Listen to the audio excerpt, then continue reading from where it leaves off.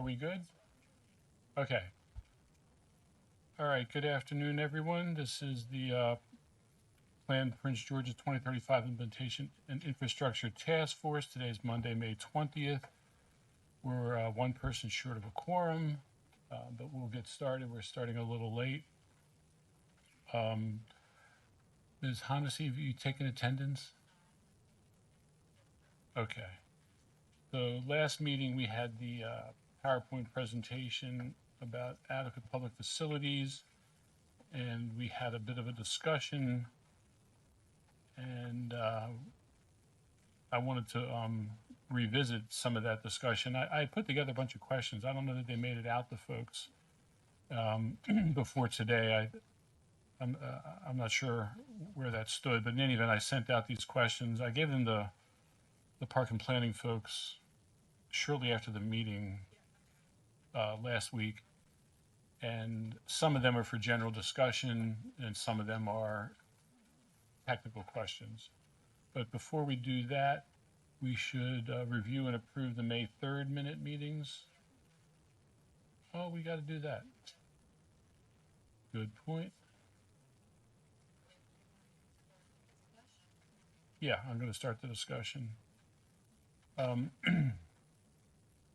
So one basic, I think I'll ask the questions that are more technical that I was looking for answers. Is there a county goal for the amount of parkland that we're supposed to have? We don't have an adequacy test, but isn't there a policy number?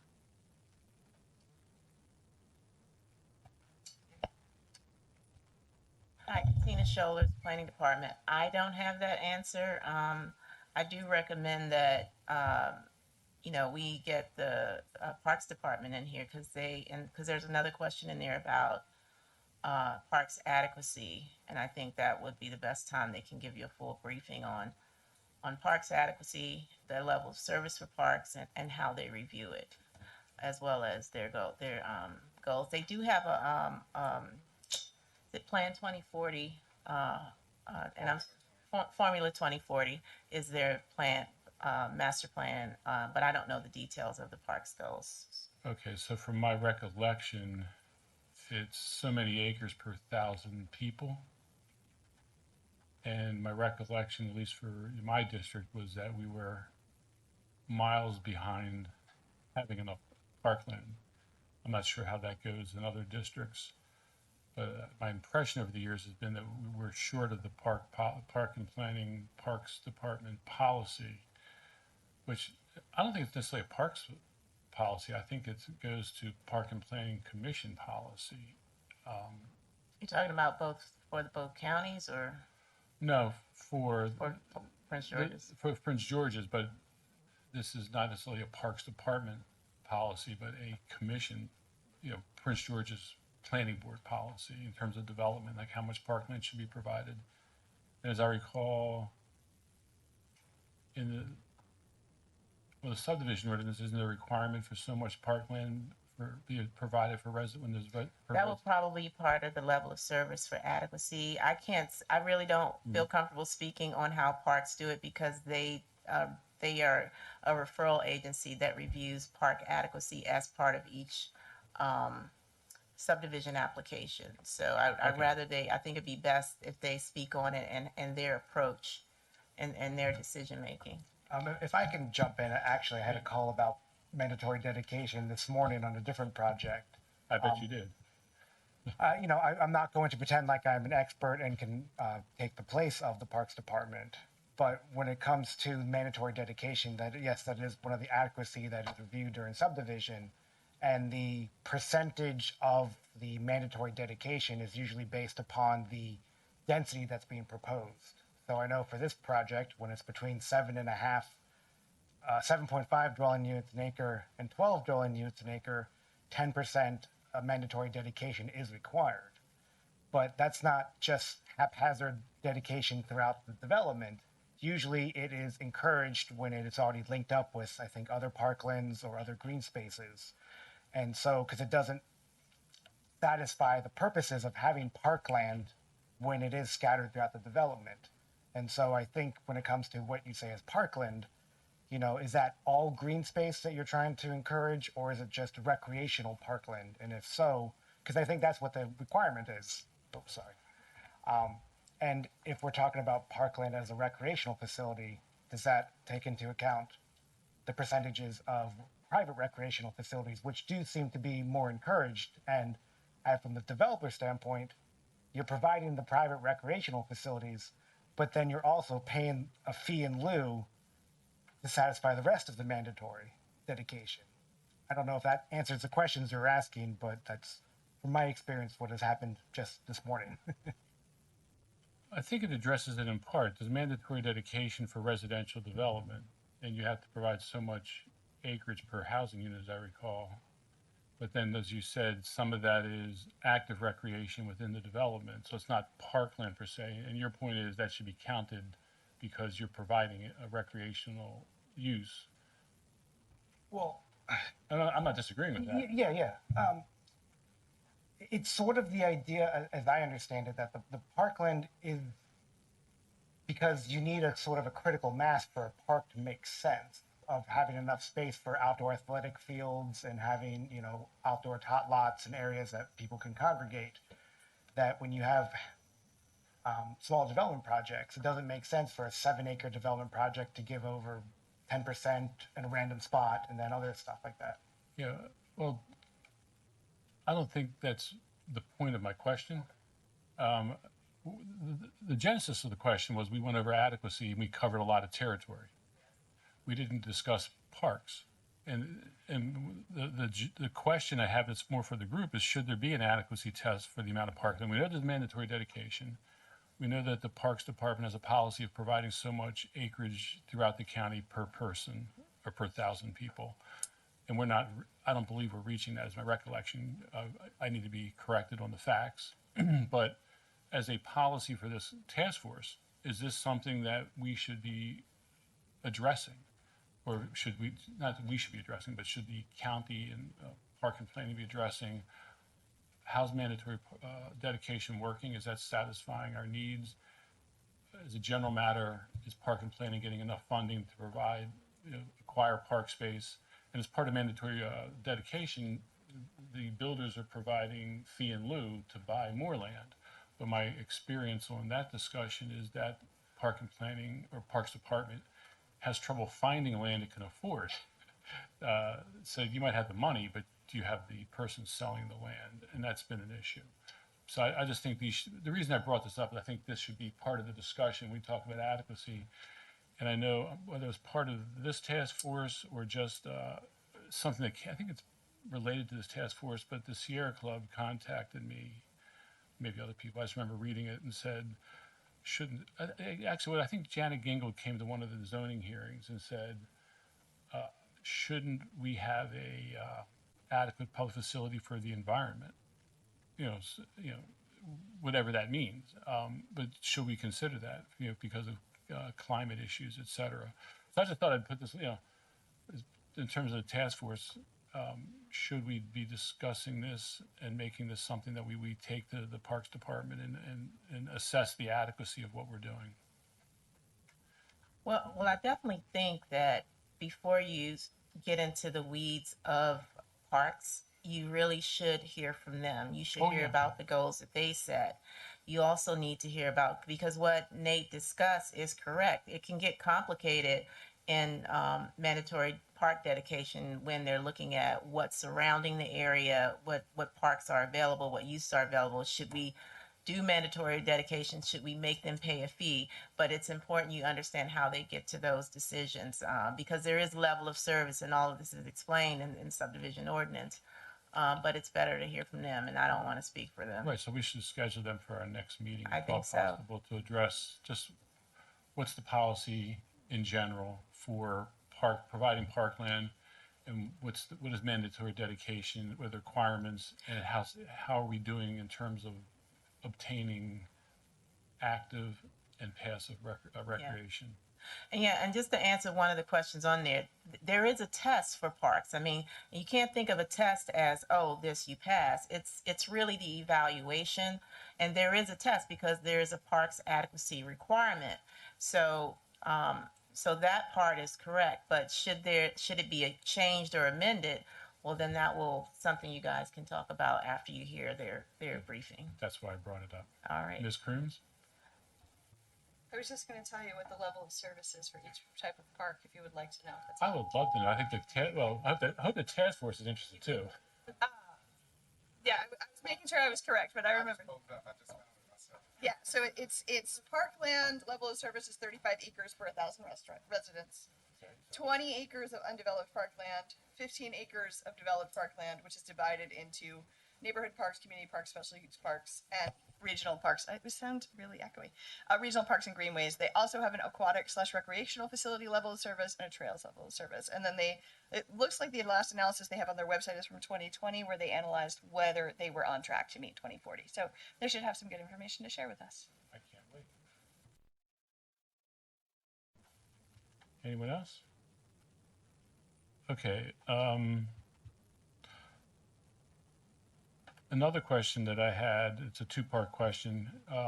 The first one's a legal question. We talked about the school adequacy test, which derives from state law, but the county has its own implementation of it. So the question is, can the county council change the school adequacy test to defer development where there's a lack of adequacy? And if we can do that, should there be such a test? I think legal needs to be involved because I looked at the resolution from the state ordinance, which clearly says that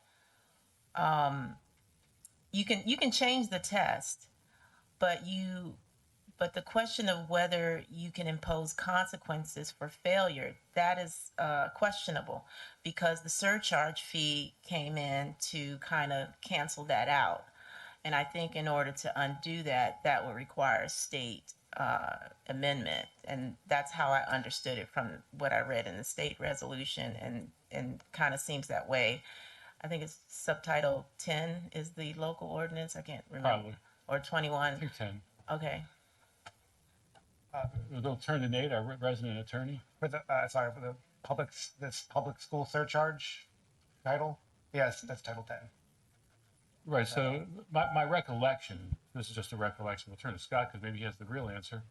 But my recollection is the county was going down the road, CB 40 2001, going down the road of creating a test that had consequences, including raising fees. But then the state that got supplanted by the state stepping in and creating the fee, but I don't think it precludes the council from imposing a consequence. But I seriously don't know the answer, so we probably do need legal. But Scott, you want to? I don't have an answer to that particular question. Oh, you had something else, or? No, I was just going to point out that if we're talking about consequences, it has to be something that someone does wrong. The Board of Education not establishing school boundaries and creating artificially school overcrowding isn't something you can pin on necessarily the private sector. So it's like we have to figure out how to tie that to development in a particular location. I think that's a very good point. Having said that, in other jurisdictions, and by the way, just for the record, I've complained about the school system not adjusting its boundaries, which is why we build schools over here when we have excess capacity over there. I've been yelling about this for 20 years, so we're on the same page.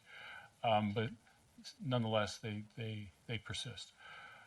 Other jurisdictions impose a delay or deferment, but then they get their school system, their Board of Education, to adjust the boundaries. But until that happens, there is a deferment, usually a maximum of 4 years, like in Howard County, I think. Okay, well, I'm operating on 1990s recollection, so we know we're in trouble. Yeah, Mr. Quinn. Thank you. And I think kind of to sort of what Scott had said here, it's about the consequences of the actions that developers are taking or anyone's taken. And I think when you look at a lot of the overcrowded schools, it is more resale that's adding to school population than it is new development. And when you look at a lot of the, and now he can always argue whether if it's the correct calculation for anticipated students from multifamily development, but it really generally is not. And when you're building luxury condos with 2 bedrooms, it generally doesn't create lots of new students, but a lot of those apartments are still generating, or paying a lot of the school facility surcharge. And if you, they're the ones that aren't really adding a lot of pupils to that. And, people do, even in houses, they don't tend to have that many children because it's not that much space. And a lot of people still want to move out to a single family home. And when you have a lot of these school districts planned, I think for like two children per household, and you have a lot more mixed families, moving into a single household, where the community that was built on 2 children a house is now seen more like 3.5 children on average per home, that the schools were not meant to meet, or to meet that demand. But there's no consequence for the reselling of houses with additional students. It's kind of falls on the idea that it's the developers of new projects that are adding an overcrowding. Right, so I'll advise the County Association of Realtors that we should put a fee on resale. Now, I mean, people kick that around. It's not because it's a valid point. Where are the children coming from, and why are you only focusing on one source? Another question. I can only imagine the answer we're going to give to this. The new subdivision regulations exclude the public from APF analysis and decisions in terms of how the adequacy is determined. There's no role for the public. Under the old ordinance, in theory, the public could weigh in on APF in subdivision cases. Why is there not a role for the public in the new subdivision regulations? So I was told, because I was not part of the intricacies of the update, but I was informed that from the project managers that it was a council decision to do that. And so that's how it landed as being separated from the subdivision process. And actually, Mr. Chair, this is one of the issues I think you and I will agree on. The private sector is also excluded from transportation adequacy, because it's really, when you go through the subdivision process, it's, I know that staff is working as hard as they can, but sometimes it's the night before your planning board hearing, 2 days before, and you get your certificate of adequacy and says, here's your conditions. You accept them, or if you don't, we have to deny your whole application. So it's not just the public that doesn't have any say in certificate of adequacy. I'm going to disagree with you, Mr. Foreman. Okay. Your client got to submit a traffic study and presumably worked out in advance, had a pre-application meeting where what the critical roads, critical intersections were discussed, the scoping analysis. The public has no opportunity to participate in scoping and no opportunity to complain about the scoping. There's a certificate of adequacy. When you show up at the hearing, it's considered a topic that's not relevant to the decision. I mean, it's completely off the table. And, I got Mr. Weiss here, Mr. Tutman down there. What does the public think about not being able to debate adequacy of any kind? And actually, you and I are still on the same page, because scoping agreement now, maybe I don't know exactly how the sausage is made, but my understanding too is maybe there's a little bit of communication of which intersections, but it's staff saying these are the intersections you should test, and that's the ones we're going to make you test. And we will tell you, it can be interpreted certain ways, but here's the improvements you need to propose, and we will select which ones, we're going to go with. So I know what you're saying, but the developers as the ones creating it have some awareness of it, but when it comes to what is actually being determined as adequate and what mitigation is required, there usually isn't any time for input when it comes time to it. Is this new? My understanding is yes, because with the new certificate process and the bifurcation of preliminary plans from adequacy, they're just kind of, and I know why they're separated. I can see why it makes sense. It's just the left hand sometimes not talking to the right hand, and the adequacy certificate doesn't have an appeal procedure, so you can't even really then appeal it to the planning board to argue it. It's just you take it or you just get it gets denied. That's interesting. That's very interesting. I'm serious. Yeah. Does Park and Planning want to comment on this? Anybody? I mean, it's very interesting, and No, from I the, get, from the industry side, how they feel that they're shut out of the discussion of their project's adequacy. yeah, I think it's probably helpful to understand why those decisions came to be, and I would have to invite Chad to the next one to talk about that because he was part of that team with the update that determined this is it. Planning director signs off on the certificate of adequacy, and that's it. It has to be done before a preliminary plan can get approved, and typically that happens at least about a month out before the planning board hearing. Because that's the rules say, but well, technically, that's before because that's the cutoff date for submittal, and so we have to have some type of signed off certificate. And he's right to some degree, I guess. That, but again, the procedure of certificate of adequacy is totally separate, and it can happen long before even the preliminary plan is filed. It's just that I am seeing from my experience is that most of them, you know, they submit their certificate of adequacy application, and right after that, sometimes the preliminary plan comes so they can try to run together. But the applicant does have the opportunity to submit it long before that to work out issues if they come up prior to that planning board date coming up soon after. Yeah, but this is the reason I put a bill in last year to amend the subdivision regulations to allow people to speak to, well, not adequacy itself, but to issues that are not directly relevant to the decision, because that was basically about adequacy. So they can at least put on the record, and if for some reason they think there's an appeal issue, they would have something in the record.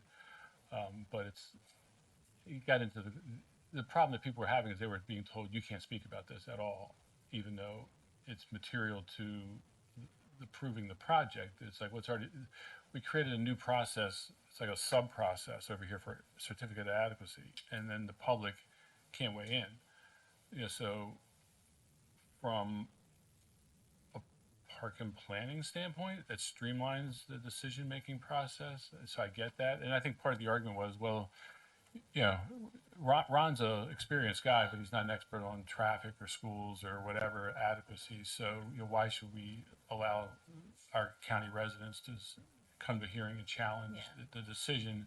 This needs to be made by experts. I think part of the reason why it was decided, one of the reasons, I don't know the full background, is that so that every time, you know, there was a change or there's addition, we didn't have to say you got to go back through preliminary plan. You just go through adequacy. You know, I'm with the countywide planning division, so it's not unusual for us, you know, looking back since the ordinance became effective, that sometimes we do get adequacy resubmitted solely for transportation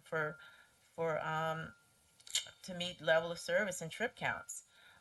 So I haven't really seen it for anything else to come back for, but I think it was to remove the burden of having to go back to planning board for a whole new preliminary plan because of adequacy, not because of you know, number of lots or something like that. You know, because if they and I'd have to, Crystal unfortunately is not on not here today with us, but she could explain the various reasons why applicants would have to come back to get adequacy approved for transportation. Yeah, Ron.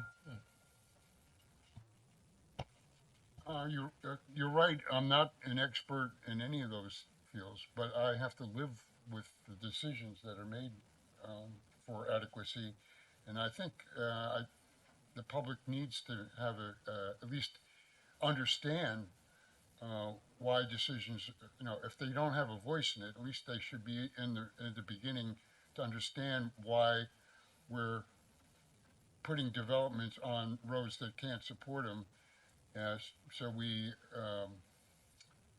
have a chance to, I guess, come to grips with it. At least, I think we should have a say in it. But you're by finding out about it at the end of the process, you're getting a whole bunch of people upset about it. And I think you could, knowing up front what the problem is and what the solutions are, would help solve that.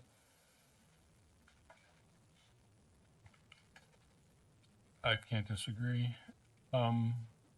Moving on. Mr. Chairman, Yes, sir. if I may, Bobby pulled up the subdivision regulations on his phone.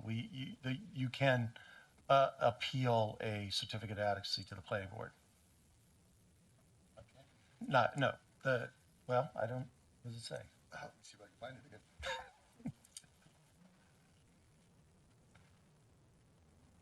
Oh. So if the planning director denies the certificate, issues a conditional certificate, or requires mitigation, the applicant may appeal the planning director's decision to the planning board. So if there's a mitigation that you disagree with, I assume that's something that is appealable. Thank you for that clarification, and maybe I misspoke in elegantly there. I think part of what the issue is, if you're given this certificate of adequacy without much time to digest it and understand it, and you have a planning board hearing the next week, I don't think that there would be time for you to appeal the certificate of adequacy and have it be put on that next week's agenda. So then you don't get to argue the preliminary plan and the certificate at the same time. They may continue to be bifurcated. And then with the subdivision, you might run up against the mandatory deadlines, depending on where you are in the process. So would the solution be to submit the request for your certificate of adequacy before you do your planning board application? That could be a solution. And I think, because what it sounds like is an issue with timing. And if timing's the issue, maybe there should be a regulation about when you submit your certificate of adequacy before you can submit your planning board application. that could be, I would question, I think it's a timing issue, but I don't understand why the applicant just can't submit a letter saying, as part of the planning board hearing next week, we want to contest the certificate of adequacy. I don't know that there's anything saying that they can't. I thought that's the way it's always worked, but we have new subdivision regs. So currently there are concurrent reviews, right? The certificate of adequacy and the preliminary plan are going through this review process at the same time. No, technically no, because they can be depending on how the applicant files. Because you can file a certificate of adequacy today and get approved in 3 months, and you can file your preliminary plan next year or in 2 years. Because the certificate of adequacy is valid for 12 years. It is separate and apart from the preliminary plan. It's just that you have to have that approval before you go to, before your preliminary plan can be approved. So you can submit this proposal to do this and say, I want to know if what we're doing is going to pass adequacy. And you do that by submitting all the technical documents that are needed to do the review. And it's really the transportation one that's really hold it up, because transportation, you have to do the scoping within a year. If the scoping is expired after a year, it doesn't matter. You have to, go back and do it. So most times, for certificate of adequacy, they file that scoping, and then they go ahead and submit for a certificate of adequacy. And there is some expectation that they're going to file that preliminary plan within a year, or else it's not valid for the purposes of transportation. That's the only thing that keeps it within a smaller window of review and closer to the preliminary plan of subdivision. But they can still be separate. If they got their scoping done in January and did the transportation analysis in March, they have up until the end of the year to get a preliminary plan accepted. So So, but if they decide, oh, I want to go ahead and scope in in September, I'm going to submit my TIS in October, and also I'm going to submit my PPS at the end of October. They can do that, and COA is being reviewed almost concurrently with the PPS. And depending on how long, there is no time frame on certificate of adequacy on how long it takes to review. I don't believe there's a 60-day or 90-day turnaround. It can go up until the cutoff date of the preliminary plan, as long as it's approved before the preliminary plan. I hope that made sense. And I think another reason, You this always is my make- assumption, you I always got to make get sense. Chad in here to really confirm. I didn't really want to say it because it's just a thought. I think one of the reasons that they also reasoned why it should be separate, because it's so technical, you know, or it seems technical. And I think that the whole transportation thing is driving it, because that is the most, that's probably the most challenging one for the public to understand. But I will say, and sorry, Mr. Dernoga, this is a plug. We just had our neighborhood planning academy graduation last week, which Marion here, the wonderful Marion, planned and carried through. And we had one of the students, and she got up there and she did a great job. She studied it and she learned how to understand level of service and transportation. So it is understandable, but it does take time, and it's very technical. And I think maybe one of the reasons was that it was so technical, you know, it's not, doesn't need to be a part of the whole preliminary plan review process. Sorry, I know I'm saying too Well, much, but I know that in a number of cases that I've been involved in, you know, even as just a citizen, residents who are opposed to a big project have done their own analysis and pointed out that the scoping was flawed because they didn't pick a particular intersection that everybody knew was failing, because it would create a problem. You know, so people had an issue about who decided which intersections to look at.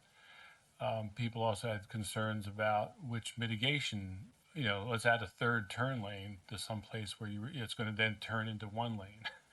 And so those kind of things that people who know their neighborhood feel that they should be able to weigh in on what gets studied and what gets decided to be the mitigation. But with the certificate of adequacy, the public is literally shut out of the process. I mean, that's the concern. I do want to move on. Because we're dominating the conversation with my questions and Katina and Nate's answers, which is good. But yeah, it's not just us. But I did have a question that I skipped over that you brought to a head. 12 years. 12 years of inadequacy. Why 12 years, and is that the right number? This is for everybody, but it's definitely something I think for residents who are concerned about this. I know that the argument has been, well, we do account for background traffic, you know, so that does affect the analysis. When you do your level of service analysis, we factor in background, you know, current traffic, forecast, and approved subdivisions, et cetera. I know a variety of things go into that. But 12 years, a lot changes in 12 years. And I think this is one of the things that the public is, when they hear this, they're like, what do you mean? You know, particularly for a subdivision that doesn't move. And then they show up one day and they say, oh, you know, we're going to get a site plan. The public goes to a site plan hearing and says, well, traffic's a disaster. And it's like, well, but they've got subdivision approval.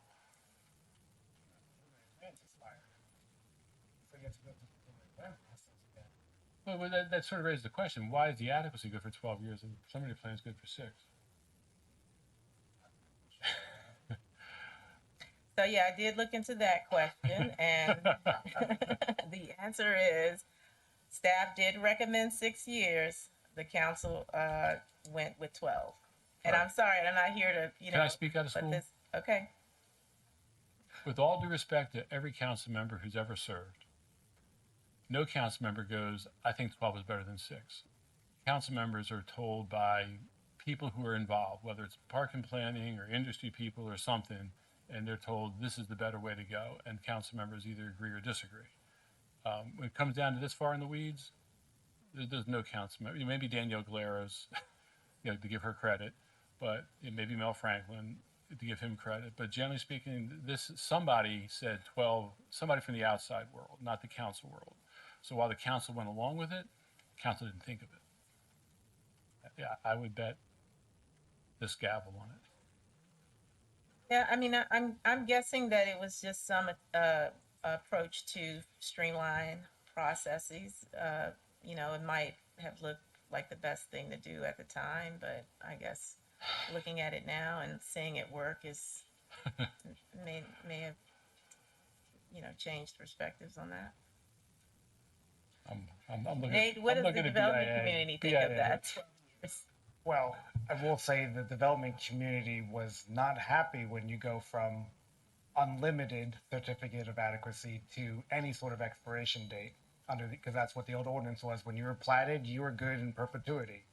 And now it comes to the point where you can have platted lots, pay the taxes on those platted lots for how many years until you get the development going, and then lose your adequacy. Now, we are 10 years away from, I think, the very first certificates of adequacy becoming due.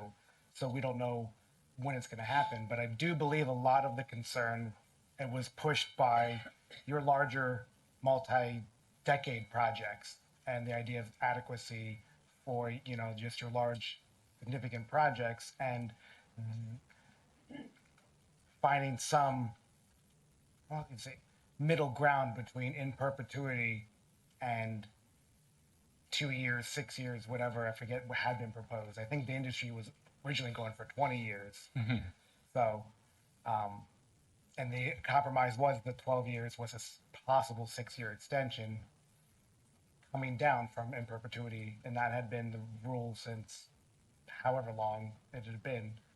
And I think that there was just a lot of, trying to find the right number. I can't say why 12 was chosen. It just seems to be somewhere in the middle of what other parties were talking about. Yeah, I'll just make one point, and then move on. I think from the public standpoint over the years, if a project, now, I'm not talking about a major project, but for just a project, if you haven't built out your lots in 12 years or 6 years, what are you doing? Why should the county and the residents give you essentially a pass? You platted your lots, you went through the process. That's nice, but if you're not building them, at some point you got to get out of the way and let somebody else move forward because your whole that traffic adequacy is counting trips that the next guy down the line has to take into their adequacy test, right? We're assuming that your project is generating these trips, and so the next people in line have to accommodate that. So.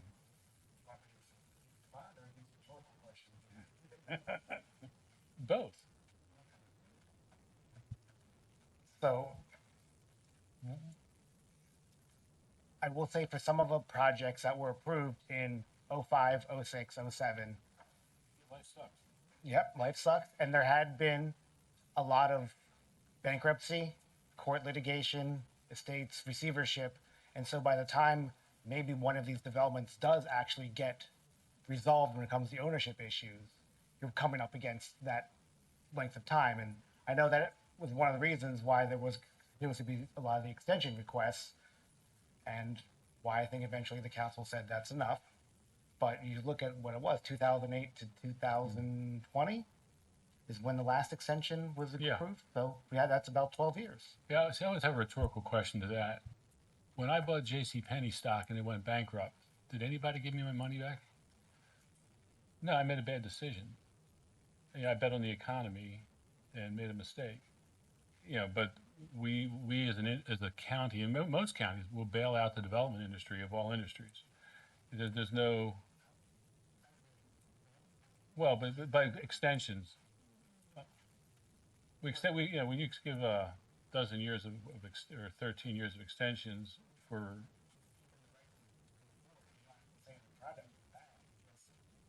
No, but you're consuming, well, once again, the world changes, fees go up, the school adequacy fees go up, public safety fees go up, but you've paid the 2007 rate, not the the rate that you, when you're actually developing. It's as easy to go buy a pair of jeans as it is to develop, and maybe that is that would be a nice windfall. But when it becomes a lot more complicated with all moving parts and pieces, it is not as simple as just walking into.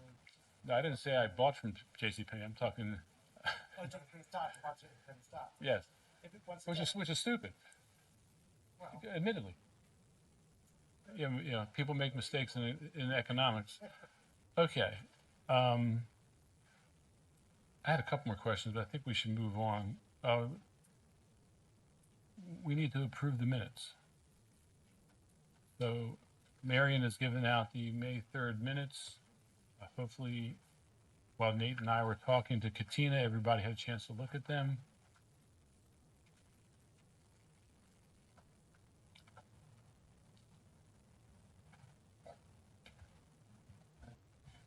I like, I agree with the minutes, except it mentions the new transportation master plan, and that's something I didn't know about before. I could have some, information on that.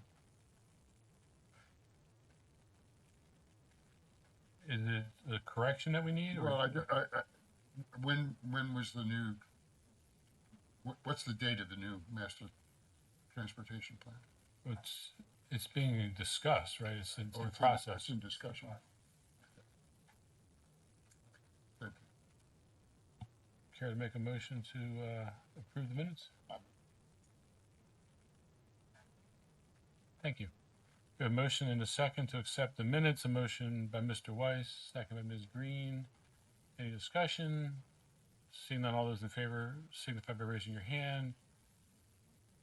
Any opposed? Any abstentions? The ayes have it. We've accepted the minutes. Marion, you wanted to go over the mission statement.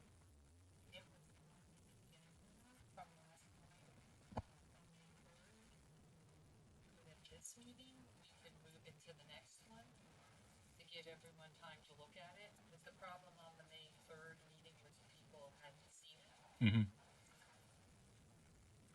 Okay. Yeah, so what I was saying is that on the May 3rd meeting, people had stated they had not seen the mission statement. So, and we moved it from the May 3rd to the May 20th. Okay. Does anyone have any questions on the mission statement?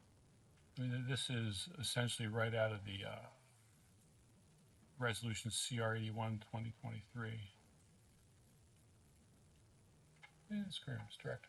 I have a process question Yes. about how you want us to propose amendments to this if we have them, in light of the fact that we have some other sort of committees and commissions that I'd like to see if we could combine into one conversation. And so I just was curious as to what you would like the process to be for. What type of amendments are you speaking of? Well, I was thinking of taking some of the goals that we need to achieve to get one of the climate implementation strategies completed and combining them, because they're very similar to some of these goals, to minimize the staff time that is required by having two separate meetings about essentially the same thing. So perhaps something around a goal of having a few core items that could be discussed by the climate cabinet or something like that. So there is some mentioning of climate concerns, but I wondered if it was possible to have some specific outcomes that would help reduce the amount of churn within the government on working on those very similar goals. Oh, as a general matter, that sounds like a very good idea. One of the concerns that I've brought up about this task force is I think the mission statement is good, but a lot of the information that we need, in terms of adequacy, Park and Planning is just now starting the analysis of reviewing what's working, what's not working, which makes it hard for us to do our recommendations of what types of changes we want to see. So a lot of what we've been doing is this sort of education, going over what the adequacy elements and rules are. And I wanted to, we had a briefing on development early on in terms of implementation, and Tony did a really good job of running down a lot of Plan 2035. What I wanted to do was start getting into discussion about the various policies in Plan 2035 and in the Climate Action Plan, and seeing where there was overlap, and looking towards us putting together some, whether it's a small report or a big report or something, hopefully by the end of the year, or ask for an extension further into next year. But in terms of the question that you're asking, Director, you kind of want to get two task forces together, or take pieces of our mission and put it into that. But the efficiency is a very important point. On the other hand, I don't want, we kind of got the Plan 2035 implementation is a land use elements of the Climate Action Plan, but it's not the Climate Action Plan. And I don't know that you have the right people on your group to deal with the land use elements. So the question is, how do we make sure we have the right people dealing with these issues? Yeah, I think the thing that we don't have yet that we were going to figure out how to deal with was industry. But I would say that when I look at the two main bullets here, this is odd for me to say as an anti-capitalist, but they seem a bit like they're limiting to industry's ability to advise us on their own, on the way that they're looking at it, right? Because we're specifically talking about limiting and controlling, whereas in the Climate Action Plan, we're talking about making those tough decisions about how land use will proceed in light of climate change. So we're not telling industry what to do, rather we're looking to partner with industry in a way that they can tell us what is economically viable in the long term and fits within the goals of the county. So I think the main thing that's missing in the Climate Action Plan right now is that we don't have representatives from industry. The thing that would be missing in this is that we don't have representatives from some pieces of sort of the codes and standards universe, including DPI. And I don't know, DPWT. Right. So maybe I'm trying to make a square peg and a round hole fit together, but and perhaps this is a smaller piece into which I can inform the larger land use goals of the climate plan. It seems like we should be working in concert, and and I sincerely am pleased that we have Mr. Foreman here to bring industry, because he brings, as you can see, a wealth of knowledge about how industry looks at these issues. We had an interesting email exchange today about sprawl. And what is sprawl? As I pointed out to him, I don't know what it is, but it's the word is used 14 times in Plan 2035. So apparently Plan 2035 thinks that we have a sprawl issue, however one wants to define it. Let's you and I talk about this, because I think it's a really good point. But at the same time, this task force needs to look at it from a Plan 2035 aspect. And as I'm sure most people know, I assume you know, the land use elements in the Climate Action Plan came almost directly from the policies in the land use section of Plan 2035. So they work together. And I'll say this, I've been disappointed with Park and Planning, because I didn't feel that Park and Planning was moving on a lot of the land use policies in Plan 2035 until like this year. And now I feel that Park and Planning is stepping up its game and more things are happening. And so I'm pleased with seeing that. But I think we need to go through the Climate Action Plan. I listed 3 items that are very land use oriented, CO5, M7, and M11. And we need to see how those dovetail with the guiding principles of Plan 2035. Where I think there's a disagreement amongst much of the public and much of the industry is there sprawl, and what should we do about it? And this is why I wanted to start the discussion on Plan 2035 in terms of details with the literally the Plan 2035 goal. Yeah, and that reads, Prince George's County develops sustainably and equitably. It directs new development to existing transit-oriented centers, focuses public investment on its economic engines, capitalizes on and maintains its infrastructure, strengthens its established communities, and proactively preserves its natural, historic, and cultural resources. And there's definitely a debate amongst the public and the industry and the environmental community as to whether we're meeting those goals, that goal. And the industry's got a very distinct position that says maybe I should let you speak for the industry, but you think that things are going in the right direction, and other folks are, I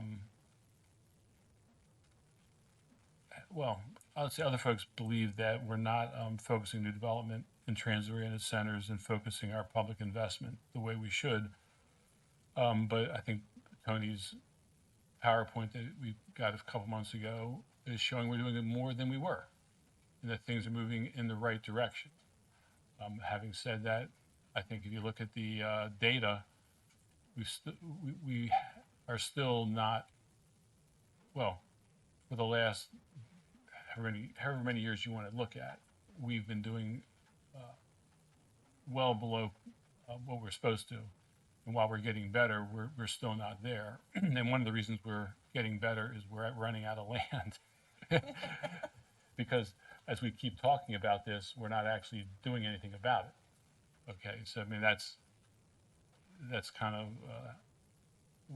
where we're at. But that's why I thought it was important that if we're going to be the Plan 2035 implementation task force, not just infrastructure, we need to talk about these guiding principles and Plan 2035 goal. Tony?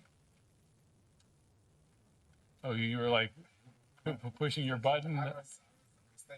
I was thinking about it, but I said what I was going to say. I mean, yeah, the data shows that since the adoption of Plan 2035, we're moving in the right direction. Our metrics are all moving where we want them to move, but they are not at the anticipated goals that are in Plan 2035 yet. We're moving there, we're getting there, but we're not there yet.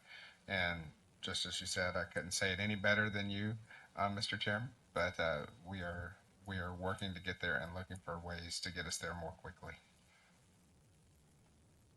But, yeah, which is why I think we need to look at the climate action plan specific policies, the steps, I believe they're called, and the specific policies that are in Plan 2035. But it's not just land use. I know that the industry always goes, hey, it's not just the LUs, it's the housing policy and the economic development policy, but there's also environmental policies. And, I think it's important that we, as a group, assess where are we at and what does the county need to do?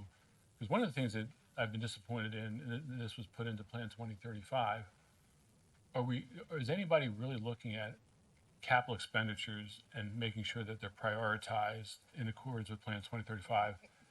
And this is where I'm pleased with Park and Planning. It's like all of a sudden, Park and Planning is on top of this, right, Scott?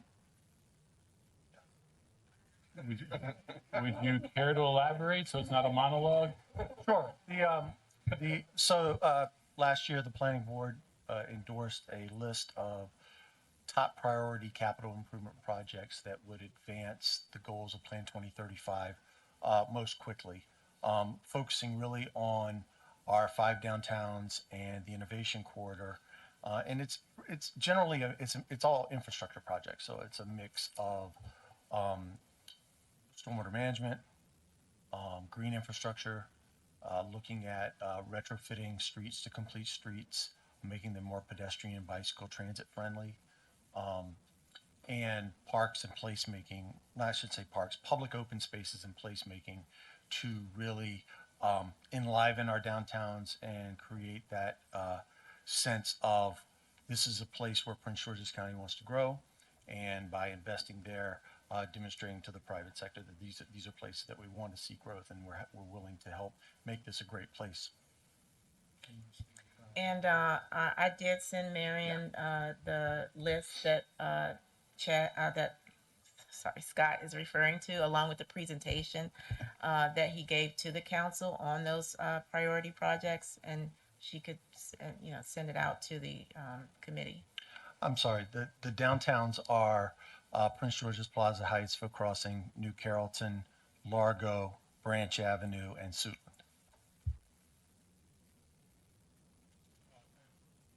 Curiosity, which of those are not moving forward very rapidly? My impression over time is that Branch Avenue has been a bit of a disappointment. How's Suitland doing? Am I wrong on that, or?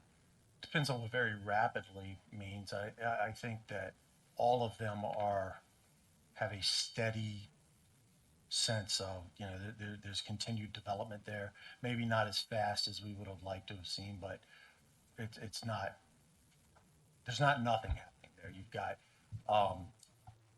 development occurring as because of the location of the USCIS headquarters at Branch Avenue. Town Square at Suitland Federal Center is continuing to build out. They're going to be adding retail and amenities along Suitland Road and Silver Hill Road. You've got continued residential growth at Hyattsville Crossing and New Carrollton, and a lot of activity going on, especially on the east side of the tracks at New Carrollton. And of course, Largo with everything that's going on. You like one in Largo, New Carrollton, and is it Hyattsville or Prince George's Plaza. They changed their name, right? Yes. Hyattsville Crossing or something? Yes, Hyattsville Crossing. Okay. Yeah, so I'm familiar with those. I just wasn't sure. I think Suitland's been picking up. Yes, the Town Square at Suitland Town Center is a joint project with the Redevelopment Authority and several private developers, and they're building a range of housing there, and some performing arts center, some community amenities, and some retail and services along the two main roads there. And then Branch Avenue has the new food hall, and continued interest around that area. And one of the recommendations at Branch Avenue to try to kind of create more activity there is to consolidate the parking into a garage so that the parking lot right at the station can be redeveloped. Through the, with you can see it, you just can't walk there. Helpful. I had a question I forgot.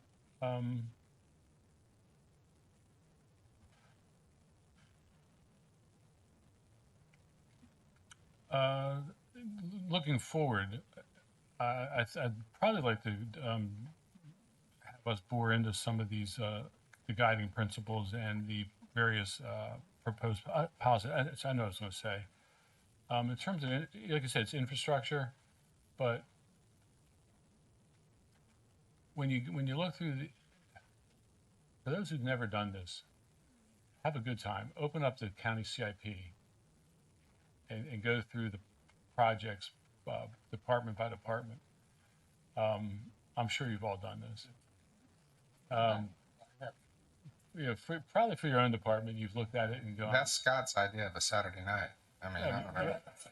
Me too. I mean, but there are so many projects, and frankly, all you need to do is go to the first couple pages of the department and look at what's been deferred and what's been deleted, and just see, and then go through all the projects, or look at the estimated completion date, TBD, just down the line. And the one that jumped out at me, because I've been fighting to get a fire station rebuilt the entire time I've been in office, going back to 2002. And the project dates back to the 80s or 90s. And in 2007, I got it up to being ready to be built.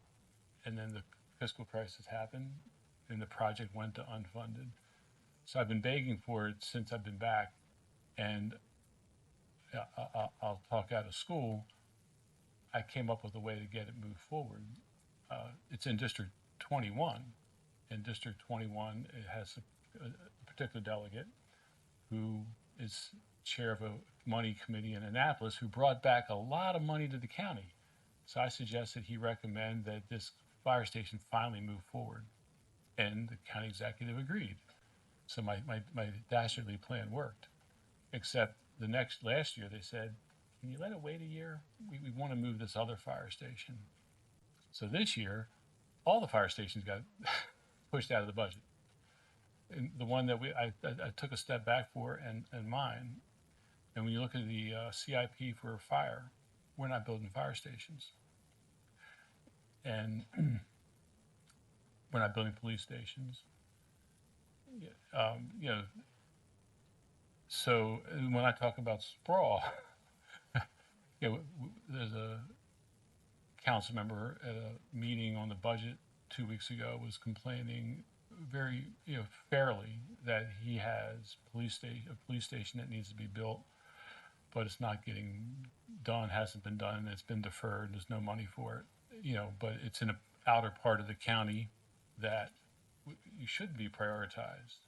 But nonetheless, council members want, you want your district taken care of, but if we're limited in our funds we have available, this is what this all comes down to. And when you look at the capital budget from top to bottom, there's billions of unfunded projects. And I'm sure there's probably $1 billion in road projects, county roads. And that doesn't even take into account all the state roads, which is probably in the tens of billions. So this is serious when it comes to do we have policies and we following these policies. I'm not convinced that we as a government are focused on that. I've spoken long enough. Would other people like to weigh in? And also, in terms of upcoming meetings, like I said, I'd kind of like to start looking at going over the policies in Plan 2035. But would other folks like to see us go in a different direction, put on a different topic? Mr. Fred. Yeah, I just want to reiterate again that the finances are controlling of many of these things. And no matter how idealistic our adequate public facilities policies are, we really need to take a closer look at the financial realities of the county. Not in a negative way, but in a realistic way to see how we can possibly implement this stuff. Because quite frankly, those economic considerations will trump at a legislative level virtually any suggestion we're likely to make. And so it's very germane to our conversation how much growth the county can afford, can sustain, needs. I mean, there are many different filters that we could look at potentially. And I think I sent, at your request, an email that expressed that after our last meeting, but never got a reply. So I just want to make sure it's still on the radar screen. I got that email. I haven't had a chance to get back, but I did appreciate it. Yeah, and I'm not complaining about it. I'm simply saying I don't want that to get lost in the shuffle while we're kind of, sprinkling fairy dust over the comprehensive plan. Ms. Schollers? Yeah, I just wanted to respond to Mr. Tupman, that the study that we're planning to do that starts this summer is hopefully we'll look at some of those things that you mentioned, as far as, what has been the priority as far as infrastructure, what we spent on it, what we need and how much it's going to cost, and what's that correlation with, I'm not saying that there is there a correlation with the growth that's been occurring outside the centers. So I think it'll touch on some of that, hopefully all of it. We'll see as we go. It's a complicated study, but we hope to get those answers. To clarify, I've been sitting at these types of tables in Prince George's County for over 35 years, going over again and again and again, and that's the one thing we've never looked at. In any of those conversations, we've never tried to find that concordance, and I think it's timely. Well, what I find interesting was that Plan 2035, we've heard of that, right?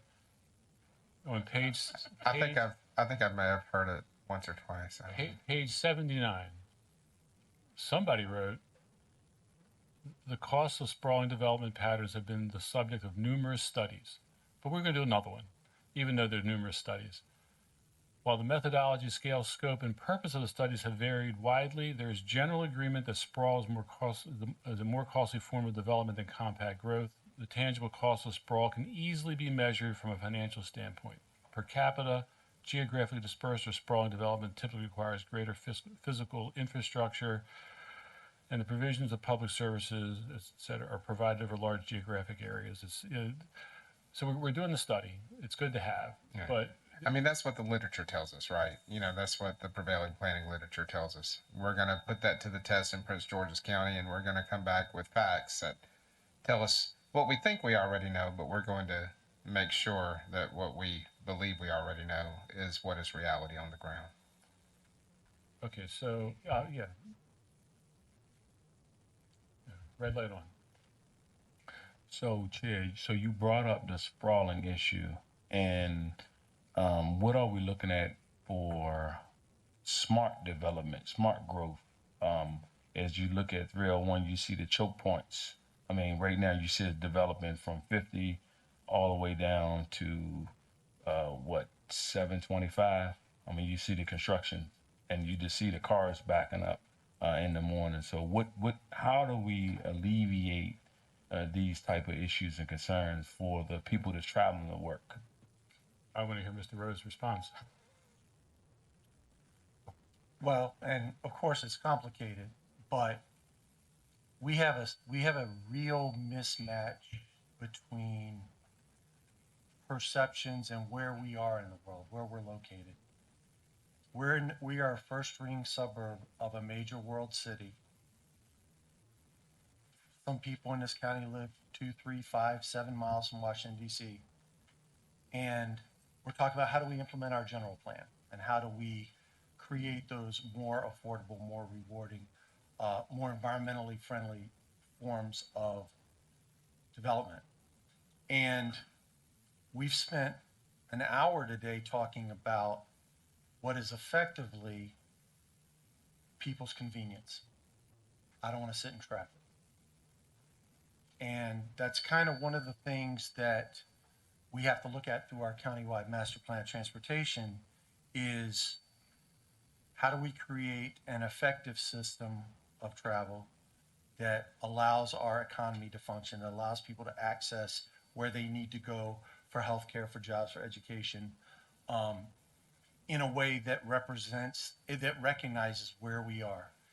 We have hundreds of thousands of people driving through Prince George's County every day, not stopping, not spending money, going to other places.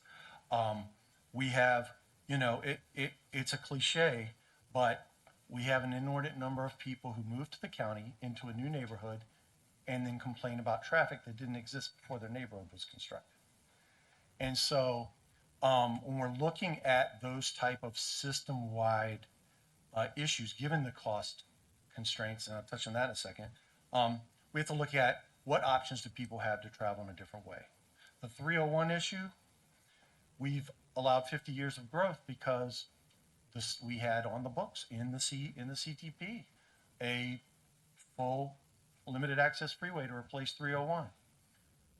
And the state canceled that and it went away quietly. And now we have to look at, okay, what's the future for that? All that growth didn't occur thinking that it was going to be that same road. And that's part of the challenge of how we've done transportation planning in Prince George's County since the beginning of transportation planning.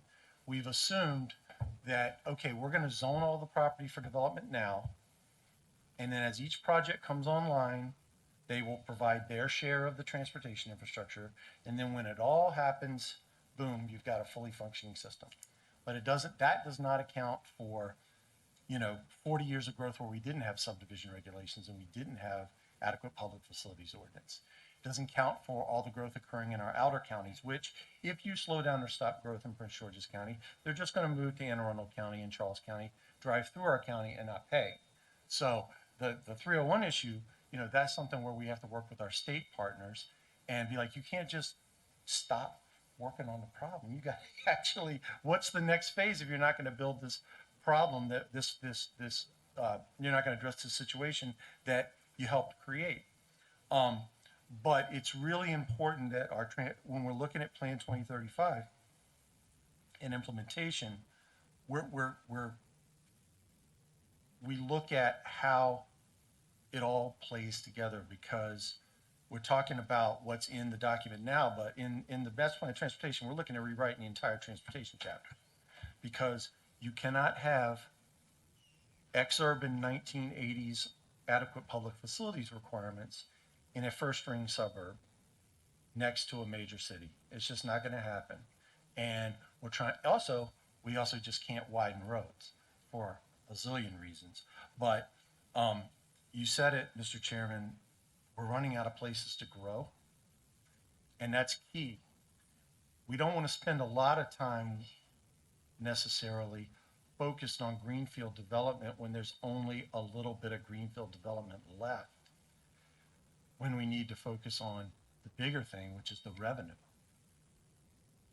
One of the things that I find interesting is that as we encourage development in our urban centers and inside the Beltway in general, we see a lot of people going to the last green spaces, and instead of redeveloping, they're doing greenfield development inside the Beltway, which from a micro level is creating a climate problem or a health problem for the people who live right around there. And I've got mixed feelings on this, but our zoning ordinance and our new tree conservation ordinance promotes more cutting inside the Beltway and less green space than it does outside the Beltway. Now, in part, that's to promote transit-oriented development, but in my mind, it wasn't intended to focus that on the limited green fields that exist inside the Beltway, but somehow that's what's happening. And, you know, one of the things that, from a climate standpoint, maybe we should be talking about not having this, you know, if we have a more lax rule inside the Beltway or at transit centers, that's fine, but maybe not for greenfield development. Maybe that should be a different standard. Just a point of clarification. It's not Correction. because on the Correct me. correction on the woodland conservation. The only it's not clear. It's not the new ordinance is not promoting more clearing inside the Beltway, but I mean it is inside the centers, and that is to support Plan 2035, which is not the entirety of the Beltway inside the Beltway. So outside those centers, it's 1-to-1. Right, I guess the zoning ordinance has less green space for a certain. Yeah, I think for industrial that's different. zones and things of that nature, I think it's less inside the Beltway than out. And I think it's inside the Beltway, not just centers. Well, you're talking like the old like the old I-1 zone required 10% green space. Now it's maybe a little bit lower, plus the open We space. put a bill in benefits. to fix the IE zone, because remember the IE originally had, well, we distinguished between inside the Beltway and out, as I recall, not center and not center, inside center versus outside center. I think it's Beltway. Yeah, I was just using that as an example to try to understand the point you made. I was trying to defend myself because Ms. Shoulders was correct in correcting me. Sorry. But I mentioned two things, was only wrong on one. Director Crooms? Yeah, I just wanted to hit on Mr. Topman's point a little bit about money and about the fact that we spend all of our money to meet, I mean, in my department at least, and in the other departments that I work closely with, to meet baseline regulatory standards, right? And so I think that there is a lack of thinking about how regulatory standards could become the co-benefit. So we could be thinking about those goals that are set in those CIP projects being around how do we improve the quality of life of our residents and find ways that those also meet the regulatory requirements. Because right now, I think that we have an approach where we're trying to, because we were so hard, trying to catch up to our failings in the past. But now that we're getting out of sort of that place, at least within the department, where we don't have a consent decree on us anymore, where we could, instead of looking for the cheapest thing we could possibly do to get the number of required acreage and the regulatory requirements, looking at how can we build something the community needs and also use that to meet our regulatory requirements. It's one way that we could look differently at the way we spend money, in particular because now I'm broke. And also, we spend $150 million a year meeting, regulatory requirements. And then the other piece going to something that I heard, I think, out of Mr. Rowe's statement, which was, what do we do about the people that are already here? We talk a lot about what we're going to do to control future development. Well, there's a little bit of space left to do that. But my concern is that, you know, as the demographics and desires, the natural conditions, the work life, you know, lifestyles and work life, and the fact that we're getting into critical failure of systemically disinvested infrastructure, and then we've got climate changing, like, how do we deal with the communities that are here? Because I don't want to miss that. Like, that's what I feel the most is, what I think that's what I was trying to say was missing out of the mission statement is, how do we support the communities that aren't our core investable communities, not the places that we're looking to build and the places that we're looking to, you know, do all of those things, but that people still have to live, right? How do we set up things to be able to support them? Because we don't have the resources from a fiscal perspective, but we also don't necessarily have a way of prioritizing those projects other than the community that has the power to scream the loudest. So that's the missing middle to me, is that space that's not about how do I deal with developers, you know, that are doing the newest stuff, but what do I do with the failings of developments of the past, whether that's HOAs that aren't paying to deal with their stormwater infrastructure, whether that's, you know, homeowners that are unaware that they were supposed to do X, Y, and Z, et cetera, et cetera. So how do I deal with those things? And how do we put that into this conversation? That's very excellent. I don't have any answers, but we have a lot of people here who might have answers. Ron, we should wrap up. Ron? I really appreciate Director Kroon's considering us in the outskirts of the centers that we're talking about. My concern is that the centers are taking the cream of the development and leaving us the skim milk to deal with. We get out in the outside the centers, we get warehouses, and we get fast food places, and we get gas stations, and on and on. All the things that you don't want. Just, you know, we don't get the tech. Tech businesses could be in small, underutilized strip malls, and avoid us having more Chinese food facilities. So I think we are being neglected and I understand why. But I'd like to have you consider, Scott, that, you know, those of us that have been here for 50 years and have seen, we were here before the traffic was here. And I have 6 kids, and maybe they're making all that traffic. I don't know, but you know, I hear Charles County complaining about the same kinds of things we're talking about here. So I think I'd just like you to please think about the rest of us that are not in the town centers, that are not inside the Beltway, that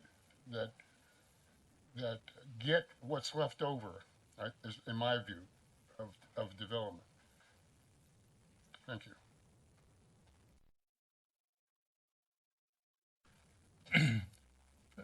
I'll close with this.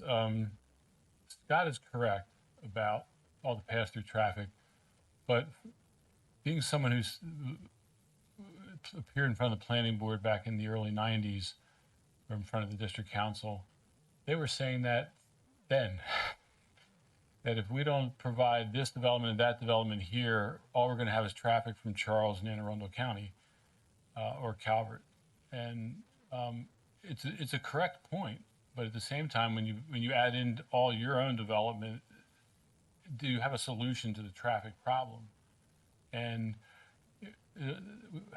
had an interesting discussion, right? It was obnoxious, which is not unusual, last week, where they were talking about the light rail on Route 5, and they were congratulating one of the council members, been here a long time, for pushing this forward. And I was like, that's nice, but I was supporting this as a council member when I was here the first time back in the early 2000s. These projects like light rail take forever. And just, so, you know, I remember as a youngster virtually in 1990 when they made the big announcement about the Purple Line. We were like, yeah, that'll be here in no time. And we still don't have a Purple Line. That was 1990. Yeah, so I'm not sure what we can do other than keep, you know, plugging away. But adding, you know, I think the public's problem is adding more development into a mix where you have inadequate facilities at a massive level. And we'd like to talk about the roads, but it's not just roads. It's so many other public facilities that we don't have money for. Yeah. Well, Tony? well, and it's not just roads. It's also zoning. You know, we put zoning in place, and Scott has said this before too. We put zoning in place based on the planning for public facilities like roads that we think are going to happen. And for a lot of our older plans, you know, they're based on 1980s and 1990s models, which is one of the reasons why, you know, we're going to do.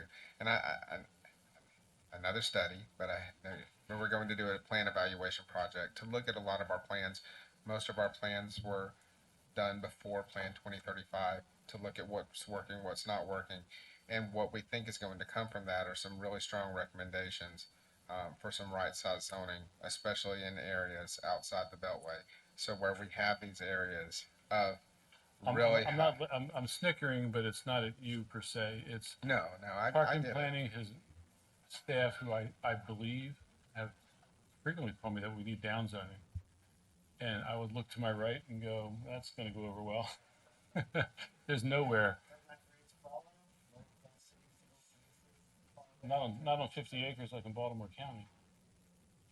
Not that anyone's suggesting that, but Baltimore County 50-acre agricultural zoning, isn't that the case? But we're going to look at it. Yeah. You know. But it's something we're going to look at. But, you know, Scott's absolutely right. You know, we've planned for a certain level of service on roads that don't come to fruition, and we know we have areas of the county that are overzoned, and it's something that we need to look at. Yeah. Last word. Just 2 points, based on what Scott said, and what you're mentioning and what Mr. Wise mentioned. What do we have for people that come through the county that's attractive to them to get them to stop and stay, right? That's number one. And number two, do we like what we did with 210 and Brandywine area with the way that we did with the road system? That's my second point.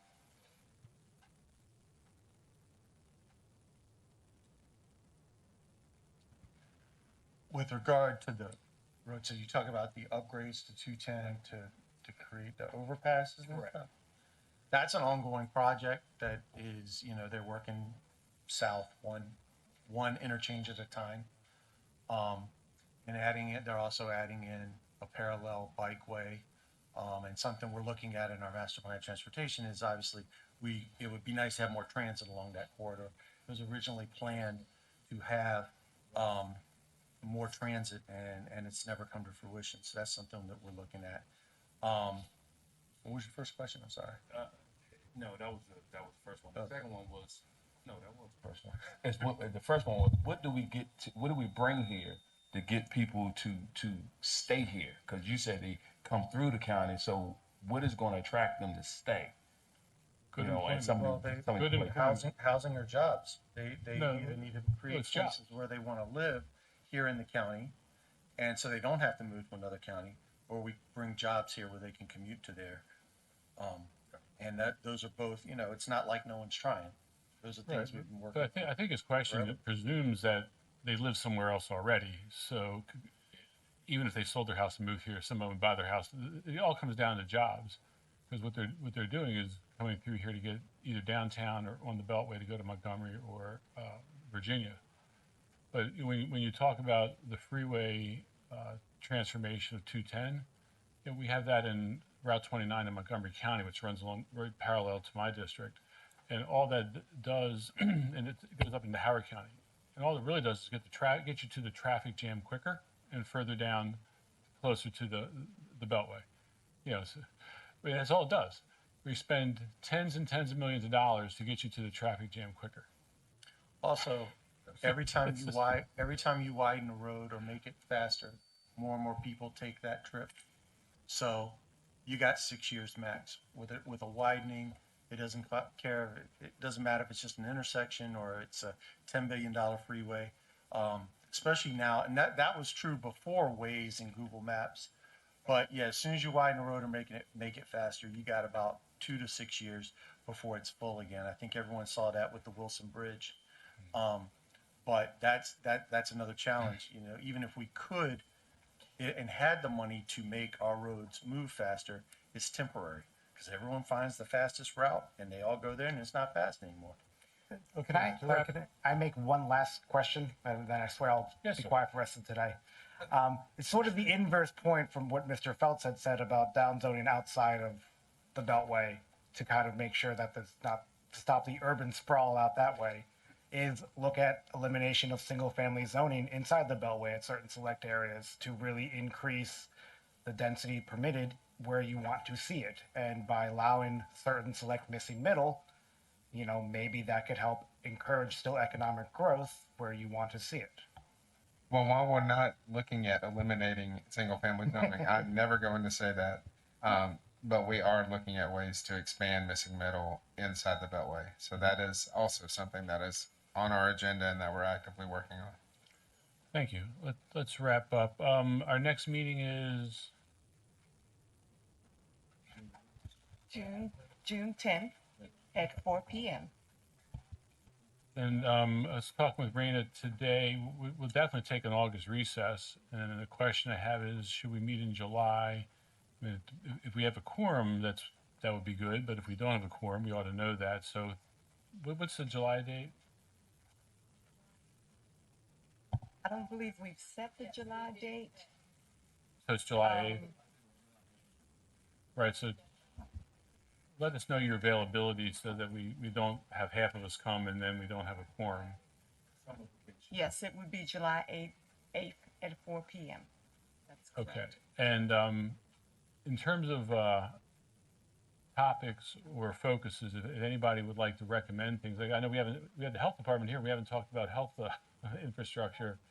I mean, so if there's anything you would like us to put on the agenda, and I mean, ultimately, we probably need to work towards some type of report, not just having fun conversations, but in terms of APF, it's going to be difficult until we get some studies back. But if we have some specific broader policies we can report on, that would be good.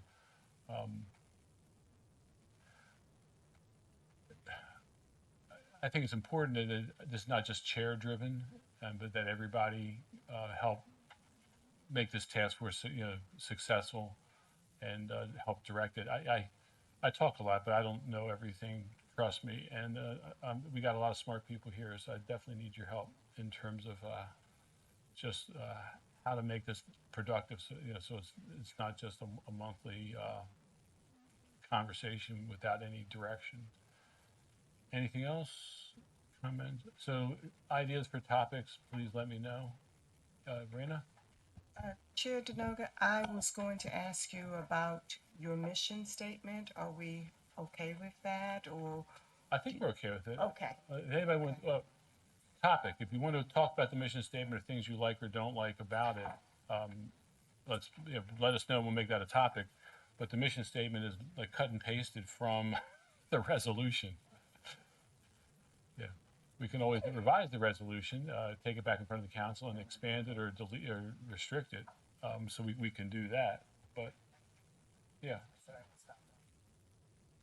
think we kind of have an idea as to what this means. We're not necessarily using that as sort of the outline of the guidelines. Yeah. The actual discussions and the points we're trying to get to. So I think that's fine. yeah, I just want to. good. I don't think we're going pouring into the word by word. Okay. Yes. Raina? I would say continue to send your emails with your questions early so we could get a thought process of what we might be looking at, and maybe we can help tailor your questions as well. I mean, I enjoyed that. So what you said. Okay, yeah, I think we had a little disconnect at some point. When did you get my questions? Today? Yesterday, one today. Yeah. I saw it today. Yeah, I sent it to staff like 10 days ago, but not blaming them, but communications wise, it did not get out, probably because they were waiting for me to approve an agenda. So I intended that to come out earlier, but I don't see that every meeting is going to be me asking questions, and it's more, that was a one-off because we didn't have a finished discussion last meeting, and I had a whole lot of questions that I want everybody to go home and not sit around listening to me ask questions. But a lot of those questions were really intended to prompt discussion, not just get an answer from our park and planning staff, but what do people think about these issues? And you know, maybe what I'll do is focus on some of the policy, Plan 2035 policies, and suggest questions that we need to discuss. But you know, a point well taken. We'll try to get that out earlier. We got a month? No, we only got a few weeks. I've already forgotten. When's our next meeting? 10. Okay, not okay, July 8th, June 10th. All right. There's a reason for that. I think we got. There are a number of other meetings in this Yeah, we're room. worried- That is why. Remember, we got Apologies. punted. And we got EWD in front of us. So, but we'll keep that meeting to an hour, 90 minutes max.